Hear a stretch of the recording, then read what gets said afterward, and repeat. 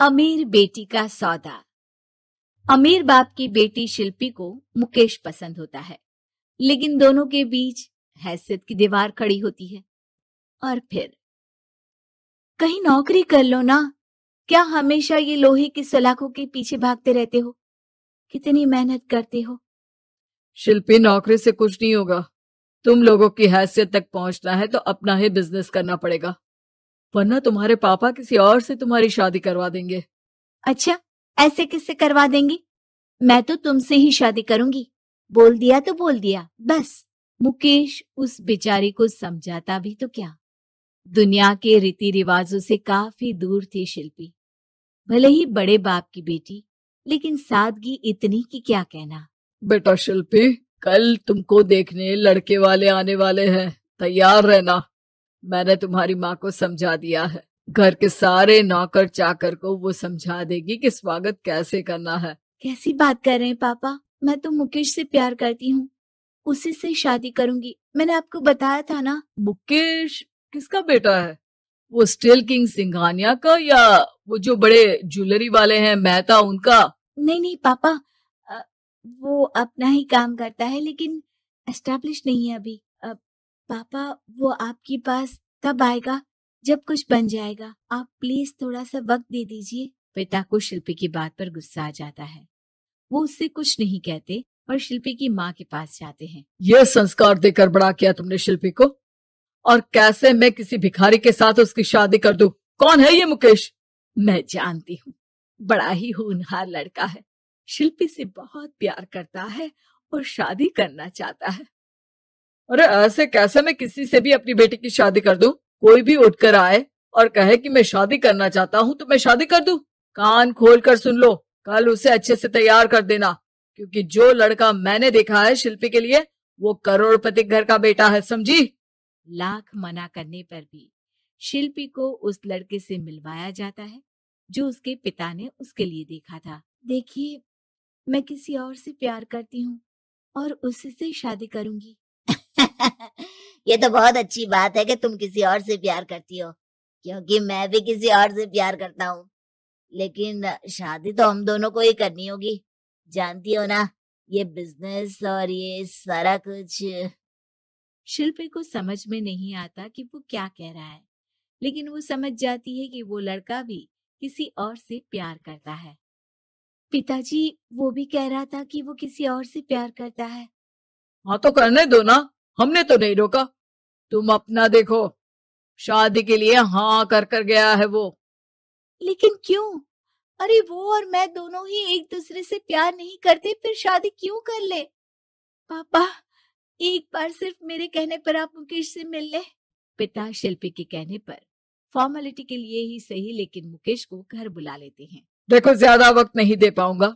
ये बताओ कि शादी के बाद कहाँ रखोगे उसे? 2 कमरे के मकान में?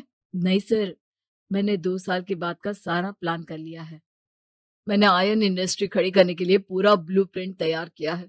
मेरी खुद की जगह है दादाजी की। बस थोड़ा फंड का अरेंजमेंट हो जाता तो काम शुरू कर देता। अच्छा, मतलब तुम यहाँ फंड रेज करने आए हो? मुकेश समझ जाता है कि उसके पिता शिल्पी की शादी उससे कराने के मूड में नहीं है। फंड आप कभी दे भी नहीं पाएंगे मुझे तो सिर्फ शिल्पी चाहिए। मैं उसके बिना नहीं रह सकता सर। मैं उसे बहुत खुश रखूंगा। वो तो हर पति का धर्म होता है। वो तो मैं किसी से भी उसकी शादी करा दूं, वो उसे खुशी रखेगा। लेकिन देखो, मैं ज्यादा बात को घुमाना नहीं चाहता। वो बड़े घर की लड़की है, उसे काम काज की आदत नहीं। अभी वो समझ नहीं रही, लेकिन तुम तो समझो। मैं किसी भी हालत में शिल्पी की शादी तुमसे नहीं करवा सकता। मुकेश पिता से लाख मन्नतें करता है, लेकिन वो नहीं मानते। शिल्पी की शादी उस अमीर लड़के से हो जाती है। शादी के बाद क्या हम लोग मेरी माँ के घर चले? मुझे उन लोगों की बहुत याद आ रही है। हाँ हाँ, जाओ जाओ।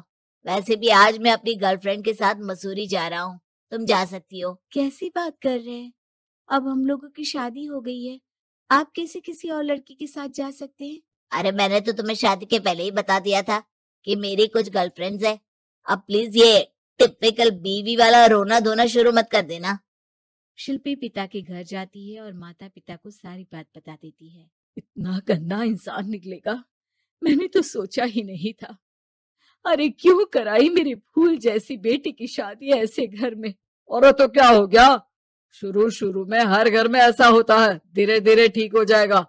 और वैसे भी उन लोगों के साथ हम लोगों की एक बड़ी डील फाइनल हुई है, समझी। उन लोगों से रिश्ता बनाकर रखो, तभी पैसों की बारिश होगी। पापा, अब समझ में आया कि आपने मेरे साथ ऐसा क्यों किया। मुकेश आपके सामने गिड़गिड़ा कर गया कि वो मुझे बहुत खुश रखेगा, लेकिन आपने मेरी शादी एक ऐसे लड़के से करा दी जो किसी और लड़की से प्यार करता है और शादी सिर्फ समझौते के लिए कर रहा है। पापा, मैं जा रही हूँ, लेकिन इस घर में कभी पैर भी नहीं रखूंगी।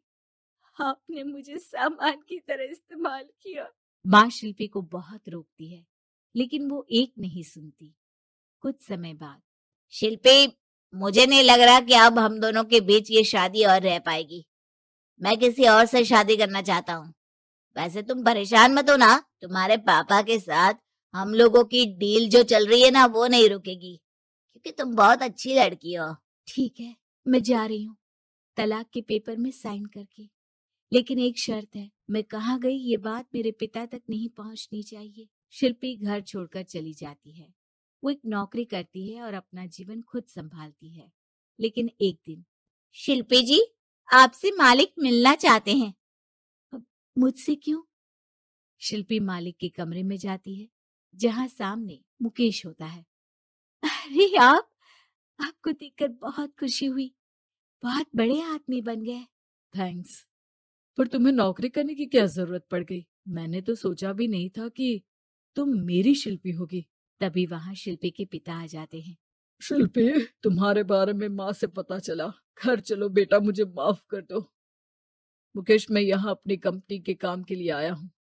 तुम्हारी कंपनी की डील अगर हमें नहीं मिली तो हम बर्बाद हो जाएंगे। वैसे अब तुम चाहो तो शिल्पी की शादी मैं तुमसे कराने को तैयार हूँ। बस करिए पापा, ये क्या सौदा लगा रखा है आपने। जिस कंपनी से आपकी डील हो, अपनी बेटी की शादी उसी के घर करा देते हैं।